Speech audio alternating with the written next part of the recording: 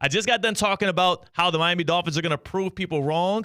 Let's see if I have them winning the division, because that'll really do it. If you really want to show people that you're not the Dolphins of yesteryear, you go out and you beat the Bills. You go out and you beat the Jets. But guess what, C-Katt? What's that? I don't got the Bills or the Dolphins winning the AFC East this year. Last year, the Bills won it at 11-6. Remember, halfway through the year, it looked like they were going to miss the playoffs, and then they came back, and the Dolphins had the game with the Titans where they gave up 13 points in the last 2 minutes. They lose that game. They lose the game at the end of the year against the Bills. The Bills take the division. This year, I'm making my pick official on the AFC East. I'm going with the New York Jets. And nothing about that feels good internally, but I have to be logical about this. I have to use my actual brain, this big thing I got right here in this rock of knowledge. The Jets have the most elite defense in this division. They've also got an elite weapon on the outside in Garrett Wilson, who's been quarterback proof, and they've got Aaron Rodgers, who I expect to be healthy most of the year, even though expecting anything to go right on the MetLife turf is like, it's waiting on a disaster to happen. But I do have the Jets winning this division, going 11-6, beating the Dolphins late in the season at home, which again is going to factor a lot into this division race. And I think the Bills go about 9-8. I got the Jets. C-Katt, how do you suss out the AFC East? I look at the AFC East and I see three legitimately contenders to the Chiefs' crown. I think all three of these teams, the Jets, the Dolphins, and the Bills, have a chance to beat the Chiefs. No, absolutely not. The spread's going to be about 4.5 for any of these teams they meet in the playoffs. That's what I'm looking at when I see these teams. But I'm going back to old, unreliable, but fun to watch, Josh Allen and the Buffalo Bills.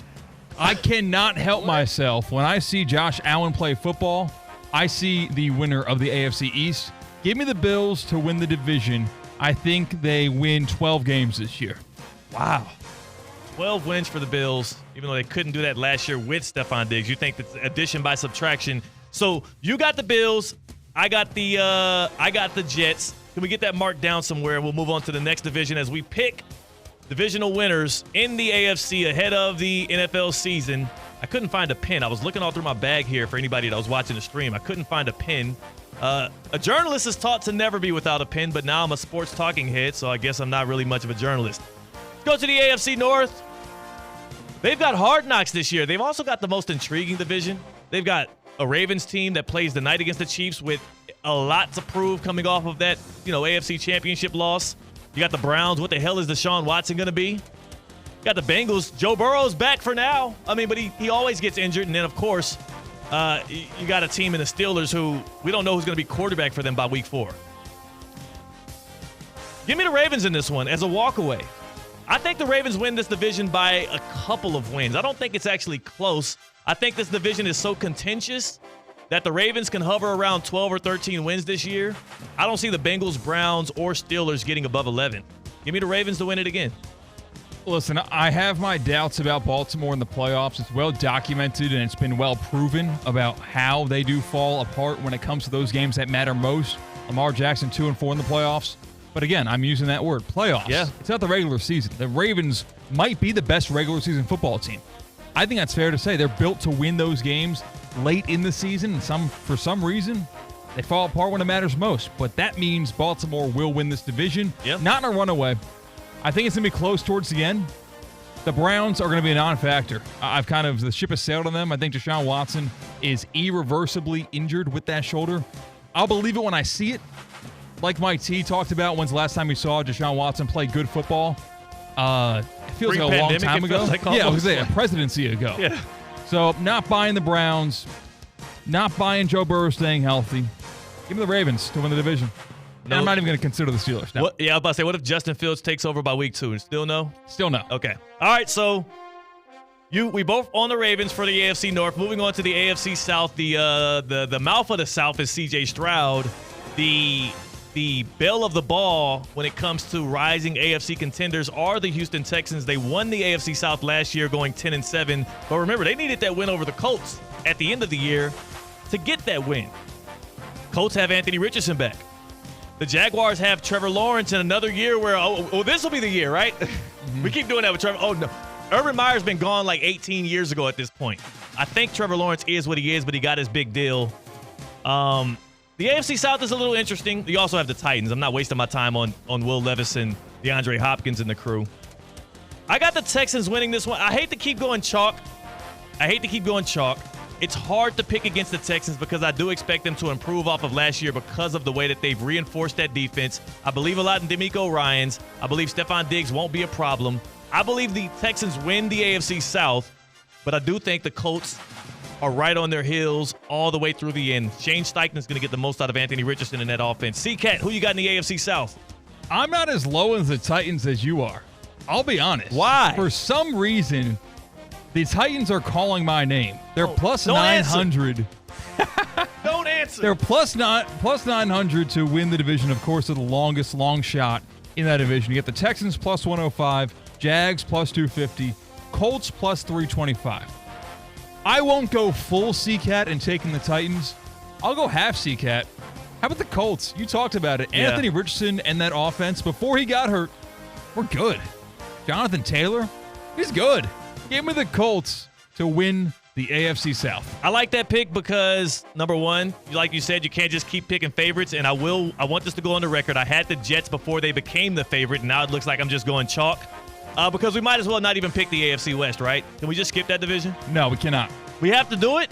We have to do it. All right, so I got the Texans, you got the Colts in the AFC South. Now the AFC West, the Chiefs have won that division a bazillion years in a row. They've won the past 2 Super Bowls. But in comes Jim Harbaugh, right? With the Los Angeles Chargers. Mm-hmm. Oh, wait. Also, I forgot because as everybody's contending to win this division, the Broncos are paying their quarterback $40+ million this year. That's got to mean that's got to be good. Sounds like it. That's like a franchise quarterback. Except, C-Katt, I keep forgetting that guy's playing for the Steelers.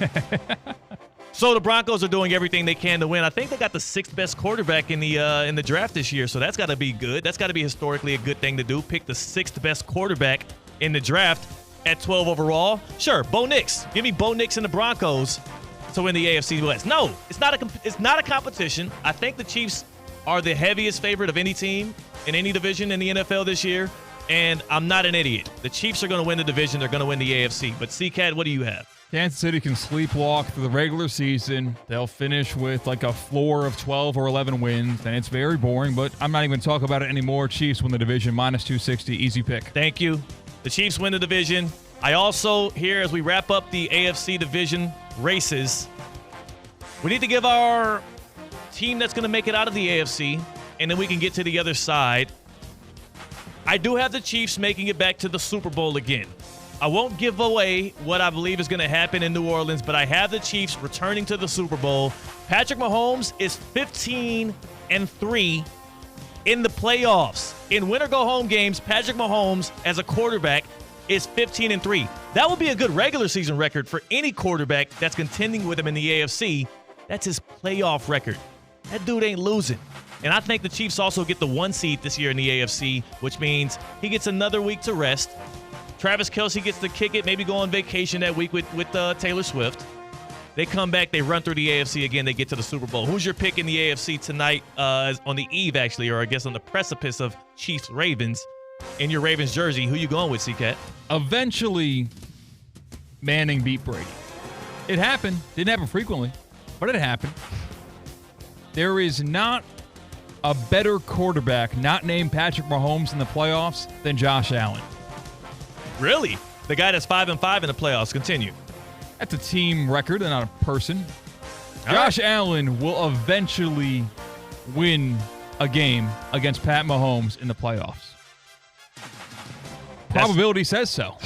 If these games are all coin flips or 60-40 splits, eventually the team with the less chance to win that football game because of history, because of how those games have gone in the past, eventually the team that wins 40% of the time is going to win that football game. The Buffalo Bills are going to win the AFC and represent the American Football Conference in this year's Super Bowl. What if the Bills got worse over this offseason? What if they actually lost a heap of their talent, like their two biggest target getters on offense, their safeties, the back end of that defense that were like all pro, very good communicators. What if that also kind of played into it? Drinking the Kincaid Kool-Aid. That's what I tell you. Yeah. Well, look what that had. Look what that did for Jim Jones's followers.